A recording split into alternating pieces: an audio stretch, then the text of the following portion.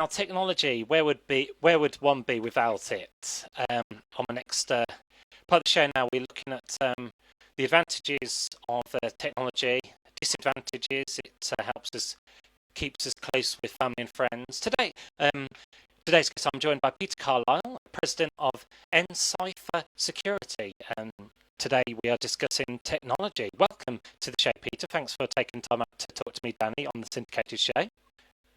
You're very welcome. Nice to be here. It's great to have you on.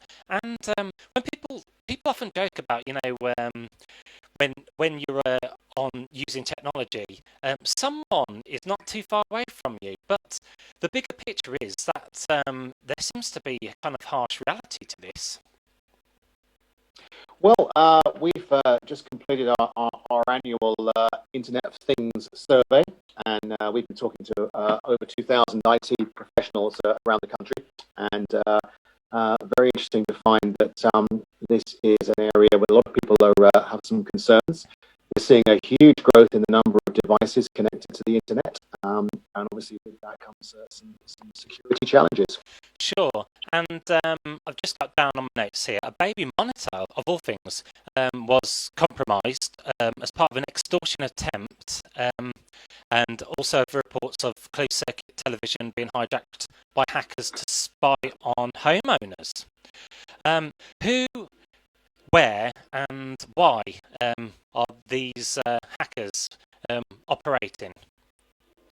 Well, this is all about access to people's personal data, and as we know, personal data come under threat in all sorts of areas through emails and through theft of credit card information and all those things. This is just another way of trying to harvest people's data to use for criminal activities. And of course, everything that's connected to the internet is potentially a source of that data. And we're seeing a lot of things now connected to the internet. We talked about smart speakers. We talked about baby monitors. Of course, we also have doorbells now, and kettles and toasters, and our Nest heating controls. And then in hospitals, you've got robot surgeons and or surgical arms, I should say, and devices that dispense drugs. So it's all around us. There's lots of devices connected to the internet, and they all potentially ways in for the bad guys. Yeah, so as technology seems to be getting kind of more advanced, so are the ways of these kind of undesirables ways of trying to access people's personal information. Yeah, it's true, and one of the better known stories from last year involved a casino in Las Vegas. I know this sounds something like straight out of Ocean's 11, but they had a thermometer in the fish tank that was online to enable them to manage the water temperature remotely, and that's the way the bad guys got in and stole the personal data of all the high roller gamblers from the casino. So it really is, as the technology gets more sophisticated, the opportunity gets more sophisticated. Yes, I wanted to add, businesses, what can they only do so much to protect like the customers, or is there much more they can do to kind of keep these people away? Well, there are lots of things that we can all do, and of course, top of the list is not leaving any devices unlocked and unattended. That seems pretty obvious, but don't leave things lying around.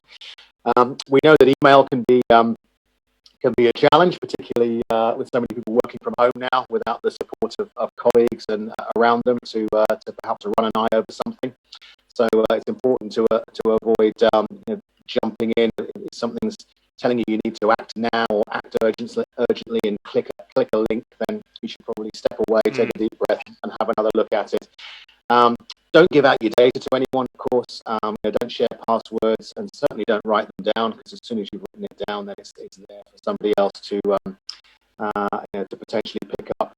And if you are working at home, if you can keep your work devices separate from your personal ones, then that'll help and avoid you getting things mixed up. But in terms of what businesses can do, one thing I would encourage people to push on their employers is maybe try and use different ways of authenticating identity rather than just passwords, because passwords, as we know, get forgotten, especially now when they have to be so long with lots of special characters. So try and encourage your IT provider to perhaps move away and look at alternative ways of authenticating your identity. That's a good one. That's very good advice there. And I wanted to ask, during this time of the pandemic, has more personal data been compromised due to everyone working from home? Well, it's difficult to say whether there's been more, but it certainly feels that there's been an increase in activity, or certainly a different kind of activity, because with so many people working at home, there's an opportunity to get into a business's data, but by effectively attacking somebody who's working at home. So I think we're seeing lots of. That's why we're seeing an increase in things like these phishing emails. Yeah. People working at home alone are perhaps more vulnerable to those than they would be in the office, where they might just call a colleague over and say, "Yeah, this email I've just got." Whereas when you're on your own, it's much harder to do that. So I think there's lots of individual attacks going on. Yeah, sure. And I wanted to ask, touch on the phishing email. How can one kind of find a real email against a phishing email? How can one tell the difference? Well, there's a few standout items there. Anything that is offering something that sounds too good to be true, such as I've got £5 million with your name on it. They're almost certainly to be avoided.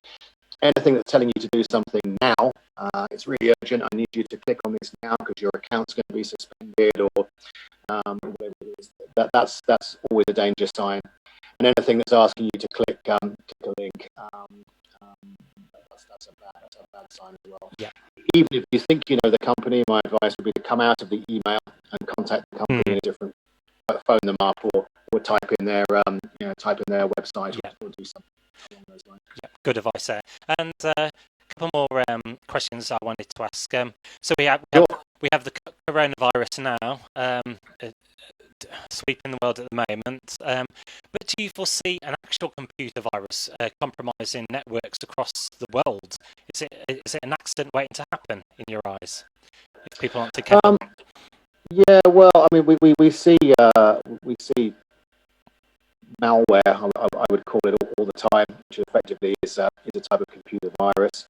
But they tend to be localized and tend to be targeted. I think the idea that we're going to see something sweep across the world and shut down all the world's computers is highly unlikely. Okay, that's good to know.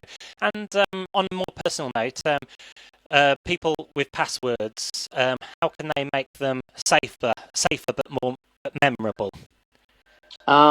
Well, the best thing there is to move away from a password and perhaps think of a passphrase, which strings together a couple of words, and certainly is then something that can't be found in a dictionary and therefore can't be found so easily through an automated program. So put combinations of words together. I think is good advice. Change them regularly, and don't tell anyone what they are. And you'll also, I was going to say, you'll also see on social media a lot now these games that pop up that says, oh yes, what was your first pet in your school you went to, and you put it all together, and that becomes your film star name or whatever it might be. Those are ways of people finding the information to try and figure out passwords. So best not to play those kind of games. Well, I didn't know that, to be fair. Thanks for kind of telling us that. That's very crucial information there, because you see on social media a lot of people kind of doing that at the moment. And finally, how important is it to update systems? On computer devices, tablets, laptops, and anything. Is updates quite crucial in doing so? Yeah, updates are good. You talked about viruses earlier on, and we're always finding new issues and new examples of malware. So keeping your devices up to date means that you'll have the necessary protection against anything that we know about. So it is absolutely best practice to keep everything up to date. Well, thank you very much, Peter Carlisle, and you're very succinct in your answers, and that's a pleasure to have you on, and just kind of telling people how to be safe during these uncertain times. My pleasure. Great to have the opportunity to talk to you, Danny. Thank you very much. Wonderful stuff.